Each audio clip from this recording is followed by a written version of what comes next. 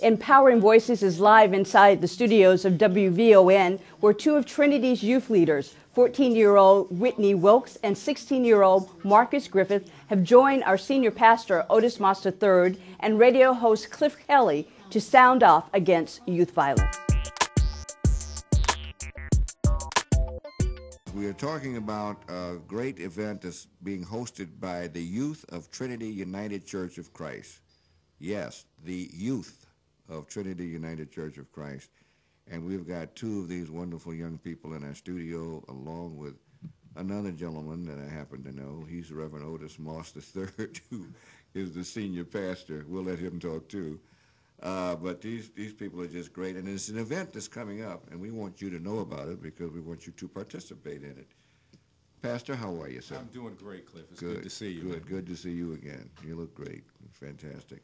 Tell us about this event. This is going to be fantastic. Well, we're really excited about what's happening. The young people of our church, you have several here with us, came to me and said, you know, we need to do something around the issue of violence.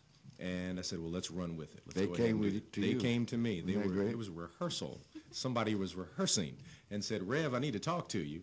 And we feel that there needs to be something that has a youth focus, because many times the adults are putting together programs that leave the youth as a footnote. Even though that they are talking about issues around young people, the youth become a footnote. So we said we want to make them the center of what is happening and make sure that their voices are heard. I think that's great. So tell us what happened. Well, after the conversation, I immediately ran upstairs, grabbed a few people, and said, you won't believe the wonderful conversation that I had with this very sharp young lady right across the table from me by the name of Whitney, and another young lady by the name of Ariel.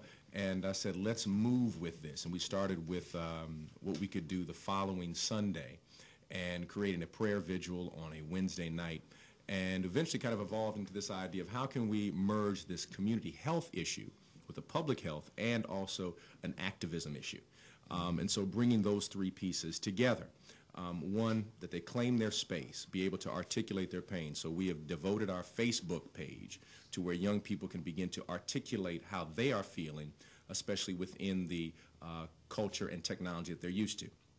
The second thing we did is that Saturday, our young people are creating signs and banners that, again, articulate the way that they're feeling about this particular situation. And then, of course, the rally on Sunday. And we're petitioning the state, the city, the nation on several pieces. One, we're partnering with St. Sabina. They've taken the lead. Great. They've been doing a great job. Sure. And I want to give a major shout out to Father Mike, who has just been the radical disciple on this. Absolutely. In reference to the movie fantastic. Also. That's right. Right. And so we would like, just as St. Sabina has mentioned, we want to have a national summit on gun violence.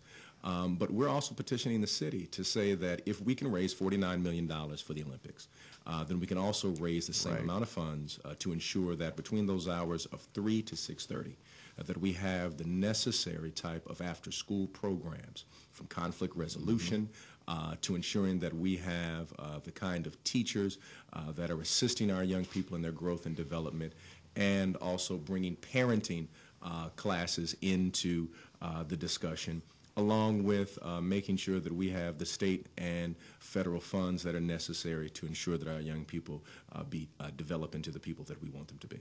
Sounds fantastic. Whitney Wilkes, right? Yes, sir. And how old are you, Whitney? I'm 14 years old. Isn't that great? 14 years old. And you go to school where? Harold Dale Richards in Oak Lawn. In Oak Lawn? Yes. Okay. Why did I know it wasn't Chicago? That's not nice. Also, tell us about Marcus. Now, this young man, Marcus, right here, is very sharp. His nickname is Shorty. I don't know who else may say that, but everybody knows him Shorty. But he is a brilliant young brother, and he also directs our youth choir. He's also a musician.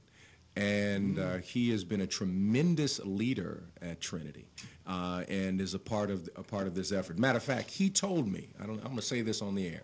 He pulled me aside after service last year and said, I'm going to be the next minister of music at Trinity. I'm developing, I'm growing right now, so just keep your eye on me, because I'm looking for that job up there. And he pointed up there behind the pulpit. I said, all right, brother. Hey, I said, that's great. All right, and you got to go to college. We want you to get a degree. Yeah.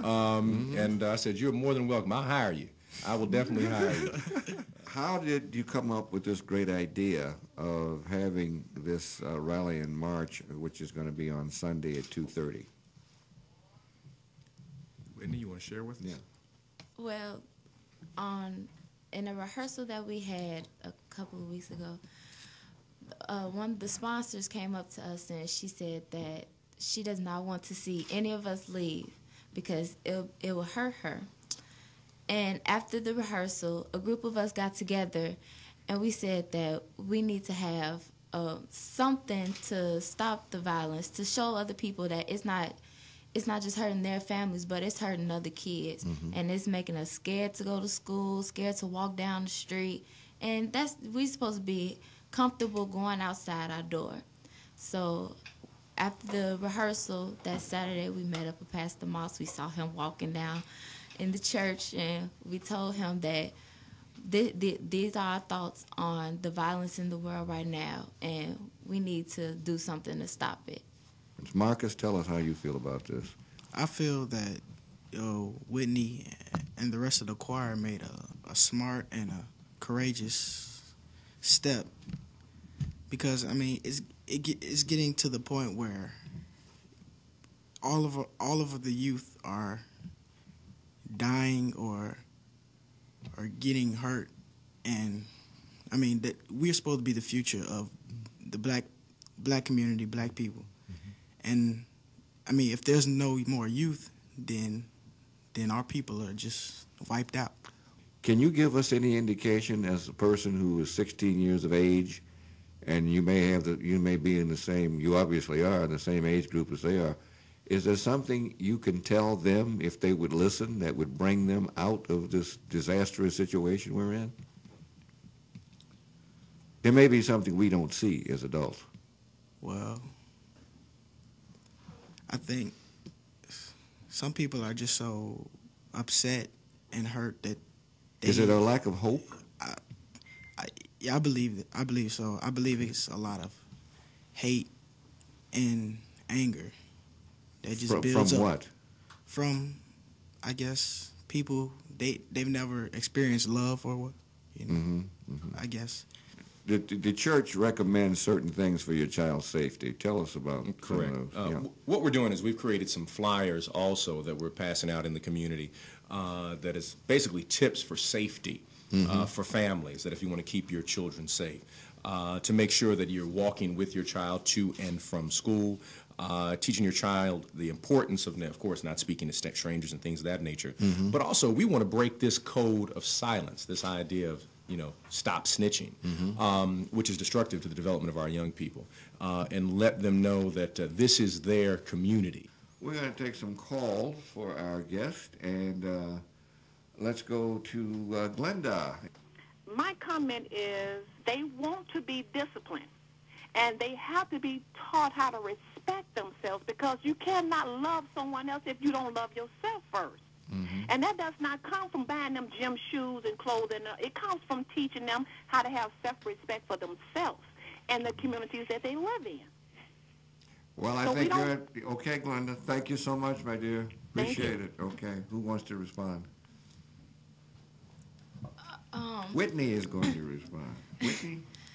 Well, yeah, in the communities nowadays, yes, they do say that a lot of them, they do fight for shoes and for jackets and stuff like that. But other reasons are because home problems, because someone said something to them on the street or someone pushed them. So it's not really necessarily the objects and stuff in your life, but they do say it takes a village to raise a child. So if an adult sees a child and they see that they're not looking too happy, then they have to go up to them and say, "Are you okay?" Because I wasn't feeling well earlier this week, and a lot of adults, they came up to me and said, "Are you okay?" And that made my day.